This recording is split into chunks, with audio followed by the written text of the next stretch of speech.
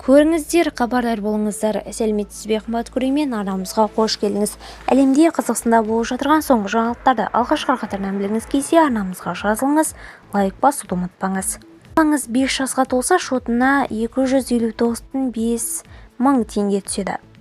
Қазақстанда келешек бағдарламасы аясында 5 жасқа толған балалардың білім алуына арналған шоттарына мемлекеттен бастапқы білім беру капиталы түседі. 2026 жылдың бірінші жартыжылдығында бағдарлама бойынша 15.085 баланың ақылы депозитіне 259,5 мың теңгеден аударылған. Бұл мақсатқа жалпы 3,9 миллиард теңге бағытталған.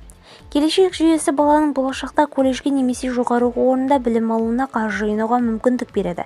Мемлекеттік бастапқы капитал бір рет беріледі.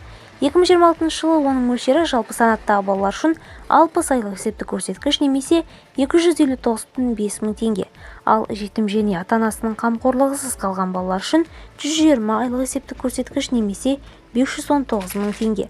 Бағдарлама бойынша ата-аналар депозитті жыл сайын толықтырып отыруы қажет. 2026 жылы міндетті жарна жалпы санат үшін 24 айлық есептік көрсеткіш. Жетім және ата-анасының қамқорлықсыз қалған балалар бұл жарнадан босатылады. Жинақталған қаражатты Қазақстандағы немесе шетелдегі жоғары оқу орындары мен колледждердің оқу ақысын төлеуге пайдалануға болады. Видеомыз кеңінен таралу үшін лайк басыңыз, жақындарыңызға таратуды ұмытпаңыз.